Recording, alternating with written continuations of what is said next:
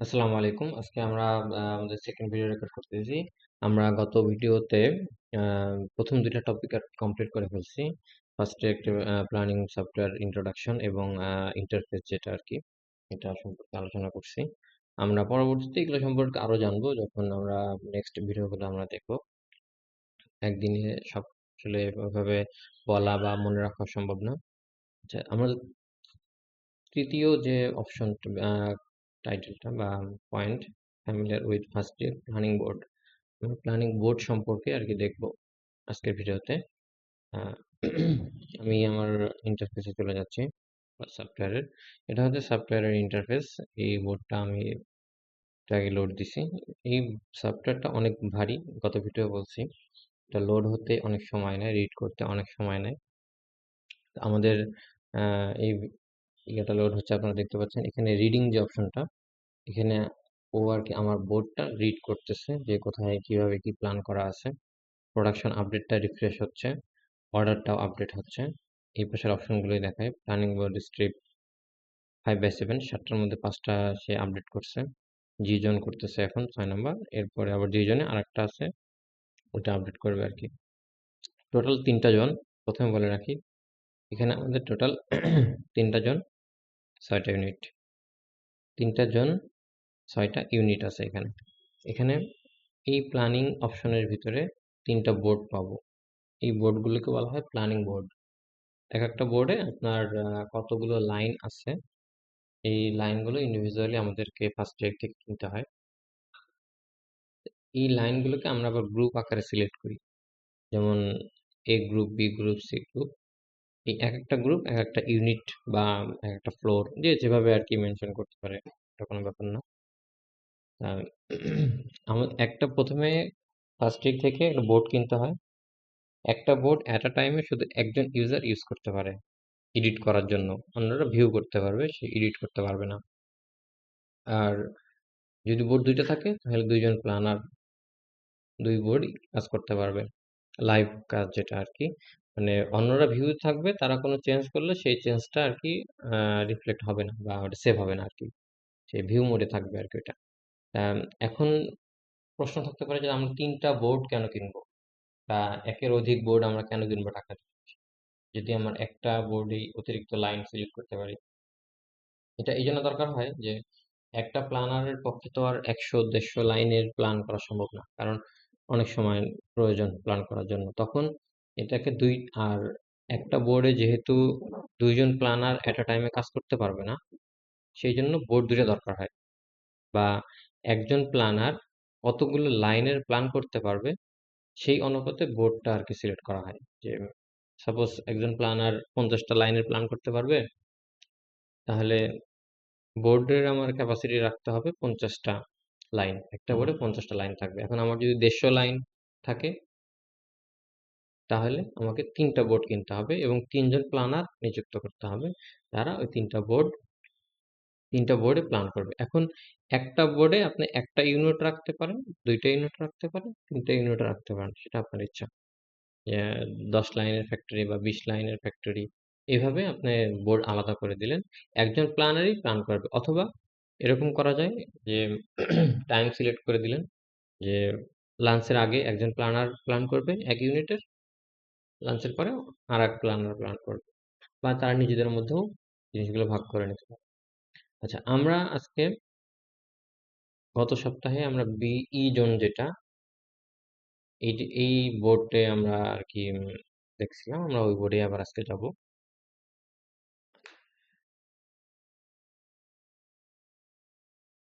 Board load হচ্ছে।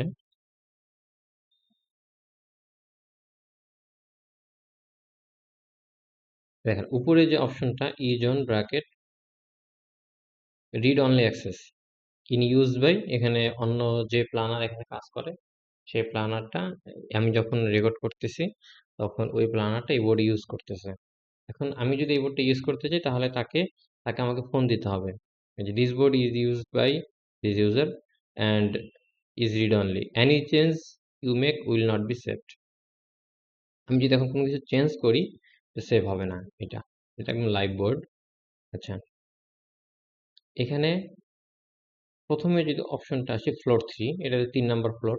3 number ফ্লোরে আমার 20টা লাইন। এই 20টা লাইনের জন্য এটা হচ্ছে টোটাল একটা বোর্ড। এই বোর্ডের ভিতরে গ্রুপ করা আছে, একটা দুইটা তিনটা যতগুলো গ্রুপ করা যায়। আপনি এটা ফ্লোর হিসেবে করতে, আপনি এটাকে ইউনিট হিসেবে করতে পারেন।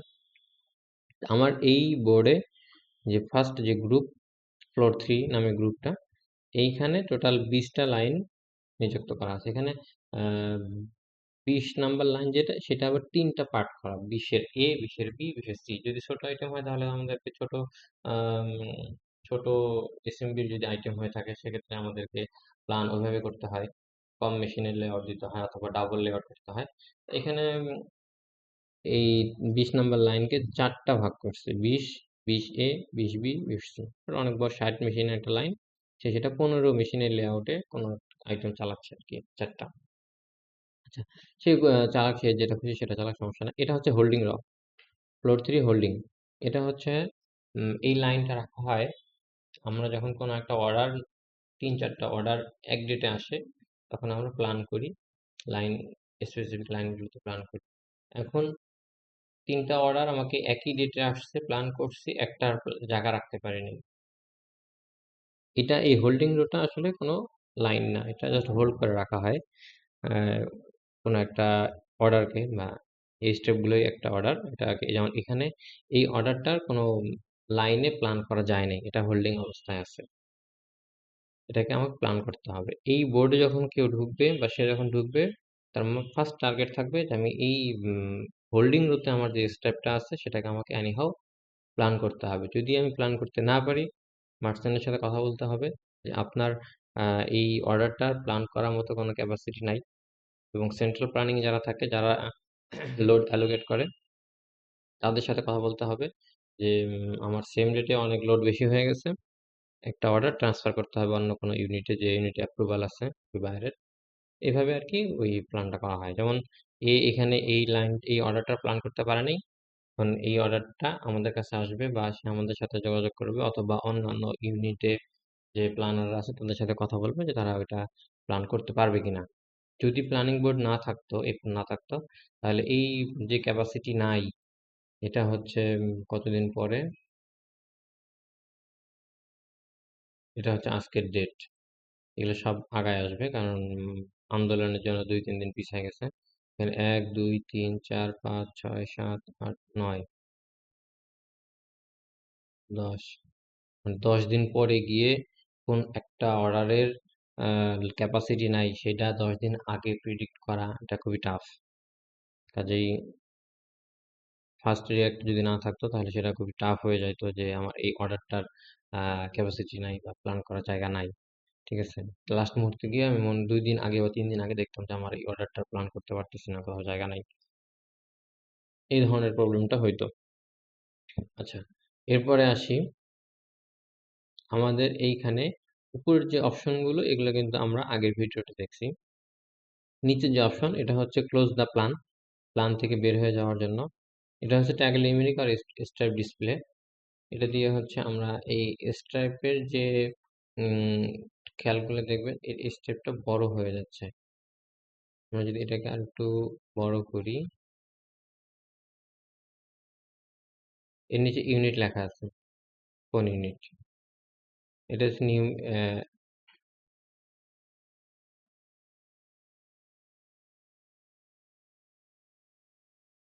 ট্যাগল নিউমেরিক, এটা। তারপর এটা হচ্ছে ট্যাগল পপ আপ স্ট্রাইপ হিন্টস, এটা এখানে রেখে দিলাম, একটু বড় করে নেই।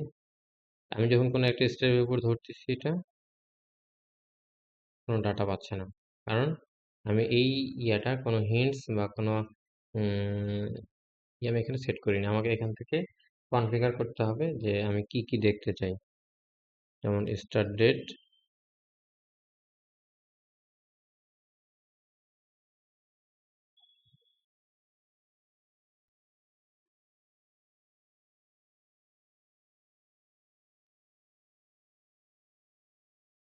আচ্ছা, এই স্টেপটা দেখেন, এটা 8 সাথে শুরু, 8 11-তে শেষ। এটা আমরা যদি কনফিগ ইচ্ছা মতো এখানে অনেক অপশন আছে, আমার মন মতো আমি এটা ডিজাইন করব। হুম, এভাবে ডিজাইন করে রেখে দিলাম। এখন আমি এই অপশন থেকে এই অপশন থেকে আমি গিয়ে দেখতে পারবো যে আমি যে অর্ডারটা প্ল্যান করছি, যেটা এই ব্লু কালারটা যদি আমি ধরি, এটা 8/4 শুরু, 8/8 শেষ, মানে 4 দিন প্রোডাকশন করতে লাগবে সময়। এরকম আরো যে ইনফরমেশন আছে এগুলো আমরা ওই অপশন থেকে অ্যাড করতে পারবো। এরকম আরো অনেক অপশন আছে এখানে, প্রত্যেকটা কাজ আমরা দেখাবো, জাস্ট একটা আইডিয়া দিচ্ছি। এটা হচ্ছে এই র হাইট যেটা, সেটা হচ্ছে রিডিউস করা। এই দেখতে পাচ্ছেন এই যে র হাইটটা রিডিউস হচ্ছে, আর এটা দিলে বড় হবে আর কি। এটার কাজ এতটুকুই। আর এরপরে এটা হচ্ছে আগে আসা, আগায় নিয়ে আসা। উপরে যে ডেটটা শো করতেছে 8/9, আমরা আরেকটু আগে আসলে দেখতে পারবো যে কবে ছোট, দেখেন কত ছোট হয়ে গেছে, চাপায় আসছে। এখন এটা পুরোটা একটা মাস। আর যদি আমি বড় করতে থাকি, আমি আওয়ার পর্যন্ত চলে আসবে এখানে। এটা পুরোটা একটা দিন। এই 8/3 থেকে 8/4 পুরোটা একটা দিন। এখানে আপনি কয় ঘন্টা প্ল্যান করছেন সেইটা এখানে শো করবে। একটু এভাবে রাখলেই যথেষ্ট। এরপরে এটা হচ্ছে, আপনি এখানে যদি ক্লিক করেন তাহলে আপনি হোম পজিশনে চলে আসবেন। যেমন আমি যদি সামনের দিকে আগায় যাই, আমি এটা অনেক দূরে চলে আসছি, সেপ্টেম্বর মাসে চলে আসছি। এখন আমাকে এইভাবে পিছায় যাওয়াটা কষ্টকর। এখানে এখানে ক্লিক করলে আমি হোম পজিশনে চলে আসবো। এই যে মোটা দাগটা দেখা যায়, এটা হচ্ছে আজকের ডেট। এরপরে এখানে যে অপশনটা, এটা হচ্ছে রোটেট ডিসপ্লে। আমি যদি এখানে ক্লিক করি, দেখেন অর্ডার অর্ডার ভাবে দেখাচ্ছে। এটা হচ্ছে অর্ডারের কোন অর্ডার কখন রান করছে সেভাবে দেখাচ্ছে। এরপরে যদি আসি প্রোডাক্ট, এগুলো হচ্ছে প্রোডাক্ট। মেন সুইট শার্ট, এখানে টি শার্ট গ্রিন কালারটা টি শার্ট। আবার যদি এখানে গিয়ে আমি প্রোডাক্ট টাইপ সিলেক্ট করি, তাহলে দেখেন এক একটা কালার এক একটা আইটেম শো করতেছে। যত ব্ল্যাক আছে সব সুইট শার্ট, যত রেড মার্ক আছে পোলো, গ্রে কালার সব হুডি, টি শার্ট সব গ্রিন, ব্যাক হেম এটা কি কালার, পিঙ্ক কালার টাইপের বা এরকম কিছু একটা। রেড কালার যা আছে সব polo, top tank yellow, sweet shirt তো বললাম, জগার গ্রে কালার, এখানে দেখেন জগার, প্যান্ট এবং হুডি, এই তিনটা সেম কালার শো করতেছে, গ্রে কালার শো করতেছে। এই কালারটা আমরা সিলেক্ট করি যে কোন আইটেম যদি কোন আইটেম কি কালার শো করবে, এটা সেটিংস অপশন থেকে চেঞ্জ করা যায়। তো এই জিনিসটা কিন্তু দেখেন তিনটা সেম কালার শো করতেছে। এটা হয়তো প্ল্যানার মনে করে নাই, তার প্রবলেম হবে, এরকম হয়তো মনে করে নাই। সে চাইলে এই কালারটা চেঞ্জ করে নিতে পারবে। আচ্ছা, এরপরে এরকম এই অপশনগুলো আছে এখানে, একটার জন্য এক একটা বিভিন্ন ভাবে দেখা যায়। এখানে লেট কোয়ান্টিটি, আমরা লেটে প্ল্যান করছি কোনগুলো সেগুলো দেখা যায়। গ্রে কালারটা কোনো প্রবলেম নেই। এই কালার রিলেটেড সম্পর্কে আমরা নেক্সট ভিডিওতে আমরা আরো বিস্তারিত জানবো। এরকম এটা হচ্ছে বার চার্ট আকার শো করবে। এটা হচ্ছে ইমেজ, আপনি স্টেপের উপর ধরলে ইমেজ শো করবে। আমাদের এখানে ইমেজ সেটআপ দেওয়া নাই। তারপর এটা হচ্ছে সার্চ অপশন, সার্চ করার জন্য, সার্চ কিভাবে করে সেটাও আমরা দেখাবো পরবর্তী ভিডিওতে। তারপরে লক প্ল্যান, আমি এটা প্ল্যানটা লক করে রাখতে পারবো যে আরেকজন ইউজার ঢুকে সে যেন কোনো কিছু চেঞ্জ করতে না পারে, শুধু দেখতে পারো। আমি বের হয়ে গেছি বোর্ড থেকে, সমস্যা নেই, কিন্তু কেউ এসে এটাকে কোনো কাজ করতে পারবে না, কারণ আমি লক করে রেখে গেছি। সে তখন আমাকে ফোন দিবে যে আপনি বোর্ড লক করে রাখছেন, বোর্ড রিলিজ করেন, আমি কাজ করবো, এরকম আর কি। এটা হচ্ছে load and order, high level থেকে ক্যাপাসিটি প্ল্যানার কোনো একটা লোড যখন এক্সিকিউট করে, কোনো একটা অর্ডারে দেয়, তখন সে ডিরেক্ট বোর্ডে চলে আসে না, আমাকে এখান থেকে কালেক্ট করতে হবে অর্ডারটা। এখানে ক্লিক করে ওই অপশনে যাবে, গেলে এখানে এই অর্ডারগুলো প্ল্যান করা বাকি আছে, আমরা এইগুলো আর কি প্ল্যান করব। নেক্সট ভিডিওগুলোতে আমরা এগুলো সব দেখতে পারবো। তারপর এটা হচ্ছে পুল ফরওয়ার্ড। এটা হচ্ছে আমি যদি এখানে ক্লিক করে কোনো একটা অর্ডারে ক্লিক করি, এখানে যদি আমি ক্লিক করি, এখানে সব সিলেক্ট করে এই অর্ডারটা আমি চাচ্ছি যে সমস্ত স্টেপ এই বরাবর আসবে, এটা সিলেক্ট করে আমি এভাবে ক্লিক করব, সব স্টেপ আগায় চলে আসবে, পিছনে পিছনে সব যে ডেট পর্যন্ত দেবো ওই ডেট পর্যন্ত যত অর্ডার আছে সব একটার পরে একটা একটার পরে একটা অ্যালাইন হয়ে যাবে, মাঝখানে কোনো গ্যাপ থাকবে না। এটা হচ্ছে শর্ট স্ট্রাইপ। এটা হচ্ছে আপনি ছোট ছোট ছোট ছোট অনেক স্ট্রাইপ আছে। যেমন কোনো একটা বায়ারের কথা যদি বলি, এমএনএস বায়ার যদি বলি, আহ, এটার 500 পিস, 1000 পিস, 2000 পিস, এরকম ছোট ছোট অনেক অর্ডার থাকে এবং শিপমেন্ট ডেট আলাদা আলাদা থাকে। এখন আপনি সব টি শার্ট আপনি এক লাইনে সব প্ল্যান করছেন, কিন্তু আপনি চাচ্ছেন যে এই ছোট ছোট কোয়ান্টিটি একটা একটা করে প্ল্যান করা কিন্তু অনেক কষ্ট। আপনি চাচ্ছেন যেহেতু সব টি শার্ট সব ইয়ে শিপমেন্ট ডেট যেটা সেই অনুসারে অ্যালাইন হবে, আপনি এই অপশনটা ইউজ করে আপনি ওইভাবে একটা ক্লিক করবেন, ওই লাইনে ওই ডেটের মধ্যে যতগুলো অর্ডার আছে সব শিপমেন্ট ডেট অনুসারে অটো অ্যালাইন হয়ে যাবে। আপনার টাইম অনেক সেভ হবে। এটার জন্য এই অপশনটা। এটা হচ্ছে মুভ টু ডেলিভারি ডেট। এই অপশনটার কাজ হচ্ছে আপনার শিপমেন্ট প্ল্যান করছেন, অনেক আগে অ্যাডভান্স প্ল্যান করছেন। এখন আপনি কষ্ট করে ওইখানে না নিয়ে এখানে ক্লিক করবেন, ক্লিক করে ওই স্টেপটা উপরে ক্লিক করলে ও ওর শিপমেন্ট যেখানে তার একদিন আগে গিয়ে ও বসে যাবে অটো। তারপর এটা হচ্ছে প্ল্যানটাকে যদি আপনি বিভিন্ন রিপোর্ট করার জন্য সেভ করতে চান তাহলে এখানে সেভ করবেন। এটা হচ্ছে হাইড গ্রুপ। আপনি যদি কোনো গ্রুপ হাইড করতে চান, যেমন এখানে গ্রুপ করা আছে একটাই, আমাদের ডি জোনে 3টা গ্রুপ আছে। এখন যে প্ল্যানার ইউজ করবে তার আইডিতে আমরা ওটা হাইড করে রেখে দিই, সে ওইটা হাইড করে দেখবে। এটা হচ্ছে স্কোর ম্যানেজার। কাজ হচ্ছে আপনি প্ল্যানটা কিভাবে করছেন, কতটা ভালো প্ল্যান করছেন, অ্যাডভান্স প্ল্যান কতটুকু করছেন, ডিলে প্ল্যান কতটুকু করছেন, ইফিসিয়েন্সি কতটুকু দিয়ে প্ল্যান করছেন, ম্যান পাওয়ার কতটুকু ইউজ করছেন, এই জিনিসগুলো আর কি এখান থেকে জানা যায়। আচ্ছা, এরপরে উপরের ফাংশন মোটামুটি একটা জাস্ট আইডিয়া নিলাম আমরা। এখন নিচে এখানে কিছু আমাদের অপশন শো করে, আমরা দেখতে পাচ্ছি এখানে অনেক অপশন শো করে। এখানে যদি আমরা কোনো একটা অর্ডারের উপর ক্লিক করি তাহলে দেখবেন যে লেট কোয়ান্টিটি কত প্ল্যান করা হয়েছে, অর্ডার নাম্বার কত, কি জিনিস সেটা শো করবে এখানে। তারপরে এই যে বায়ারের নাম শো করবে, শিপমেন্ট ডেট কবে, স্টার্ট ডেট কবে, ইন ডেট কবে, কত পিস কোয়ান্টিটি, আইটেমটা কি, এই সবগুলো ডিটেলস এইখানে আমরা দেখতে পারবো। যে এটা এটা এখানে শো করবে যে ডিটেলসটা আর কি। আপনি এখানে যদি স্টেপটা ধরে রাখেন, কোনো একটা অর্ডারের উপর যদি স্টেপ ধরেন, তাহলে দেখেন একটা অপশন, একটা মেনু শো করতেছে, এখানে ডিটেলস আছে, আবার আপনি এখানে নিচেও ডিটেলস দেখতে পারবেন। বুঝা গেছে? এই অপশনটার কাজ হচ্ছে এটাই। আচ্ছা, আর একটা জিনিস এই বোর্ডে আর একটা জিনিস বলতে হবে, যেটা লাইন 1 নাম্বার লাইন, ইউনিট 6, উপরে 60 লেখা, নিচে 30। এটার মিনিং হচ্ছে নিচে যে 13 যে লেখাটা আছে এটা হচ্ছে ম্যান পাওয়ার, আমার এই লাইনের স্ট্যান্ডার্ড ম্যান পাওয়ার। এই যে যদি 6 নম্বর লাইনে আসি, 2 নম্বর লাইনে আসি, আমার স্ট্যান্ডার্ড ম্যান পাওয়ার হচ্ছে 50, কিন্তু এই লাইনে প্ল্যান করা আছে 80। 80 ম্যান পাওয়ারে পুরোটাই প্ল্যান করা, কারণ অন্য লাইন থেকে সে ওয়ার্কার নিয়ে আসছে। কোন লাইন থেকে আনলো দেখেন, 1 নাম্বার লাইনে আমার কোনো প্ল্যান করা নাই, পুরাই ব্লাঙ্ক। তার মানে ও 1 নাম্বার লাইন এবং 2 নাম্বার লাইন, আইটেমটা কি, এটা এটা আইটেম হচ্ছে সুইট শার্ট। তো হাই এসএমবির কোনো একটা সুইট শার্ট, ম্যান পাওয়ার অনেক দরকার লেআউট করতে, এই জন্য 1 নাম্বার এবং 2 নাম্বার লাইন পুরোটাই মার্চ করছে। মার্চ করে 50 এবং 30, 80টা ম্যান পাওয়ার, 80 ম্যান পাওয়ার সে এক লাইনে প্ল্যান করে দিছে। এই বোর্ডে সে 1 নাম্বার লাইন বন্ধ করে দিছে, 2 নাম্বার লাইনে শুধু প্ল্যান করছে 80 ম্যান পাওয়ার দিয়ে। এইগুলো চেঞ্জ করা যায়। এটা 40, সে এখানে 60 ইউজ করছে, এটা 40, সে এখানে 60 ইউজ করছে, এটা 40টাই আছে। এই যে অর্ডারগুলো, তারপরে দেখেন এই যে 60, এই নিচে যে অপশনটা 60 এই পর্যন্ত 60 ম্যান পাওয়ার প্ল্যান করা, তারপরে সে 40-এ সুইচ করছে, 40 40 ম্যান পাওয়ারে সে এটা প্ল্যান করছে। ঠিক আছে?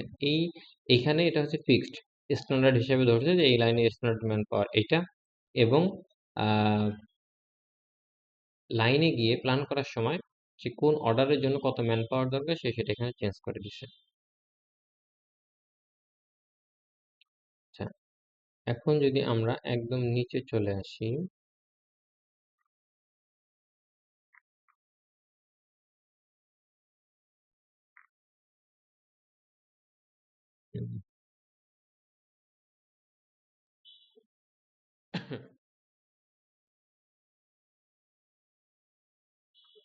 এখানে যে ওই যে হোল্ডিং র সাবটোটাল, এগুলো হচ্ছে সাবটোটাল ফ্লোরের কয়টা ম্যান পাওয়ার আছে, কত আওয়ার প্ল্যান করা হয়েছে, এই জিনিসগুলো আর কি এখানে শো করে। আমরা সবগুলোই আমরা যখন প্ল্যান করব লাইনে, কোনো একটা অর্ডারের প্ল্যান করে দেখাবো। আমরা একটা ইউনিটারি 2-3 দিনের প্ল্যান বা 2-3টা লাইনের প্ল্যান আমরা করব। তখন আমরা দেখতে পারবো যে কিভাবে প্ল্যান করে, কোন কোন জিনিস আমাদেরকে চেক করতে হয়, কি কি দেখতে হয়। আমরা এই ডিটেলসটা আমরা ওখান থেকে দেখতে পারবো। কারণ এই জিনিসগুলো যদি এখন আমি বলি, আহ, শুনবেন কিন্তু মনে রাখতে পারবেন না, বা কাজের সময় সেটা খেয়াল করতে পারবেন না যে কোথায় কোন কাজটা আপনাদের করবে।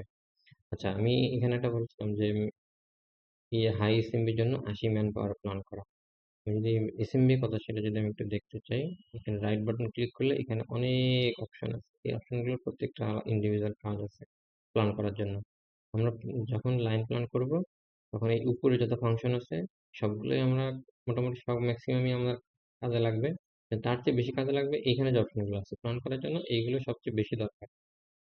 এখান থেকে আপনি আওয়ার সিলেক্ট করতে পারবেন, ইফিসিয়েন্সি সিলেক্ট করতে পারবেন, কোয়ান্টিটি ভেঙে 2 লাইন করতে চাইলে সেটা তখন আপনি 2 লাইন এখান থেকে প্ল্যান করতে পারবেন। এসব কাজগুলো এখান থেকে আর কি আপনাকে করতে হবে। আচ্ছা, আমি যদি এখন যেটা দেখতে চাচ্ছিলাম, প্রোডাক্ট ডিটেলস যদি যাই, এই যে আইটেমটা 80 ম্যান পাওয়ারে প্ল্যান করা, এর এসএমবি হচ্ছে 39.7। এই জন্যই আর কি এত এসএমবি তে প্ল্যান করা আছে। আচ্ছা, ভিডিওটা অনেক লং হয়ে যাচ্ছে আজকে। আমরা এখানেই ইন্টারফেসটা বা প্ল্যানিং বোর্ড সম্পর্কে আমরা যতটুকু জানছি। নেক্সট ভিডিওতে আমরা আমাদের যে নেক্সট ভিডিওর টপিক আছে, যার নাম first direct planning board menu and option একসাথে করা সম্ভব না। আমরা মেনুটা অপশনগুলো জানবো। উম, উপরে যে অপশনগুলো, এই প্রত্যেকটা নিয়ে আমরা কাজ করব এবং জানবো কোনটার কি কাজ, আমরা ডিটেলস কাজ করে দেখবো আর কি কিভাবে ট্রেনিং কাজ করতে হয়। ততক্ষণ পর্যন্ত ভালো থাকবেন, সুস্থ থাকবেন। খোদা হাফেজ।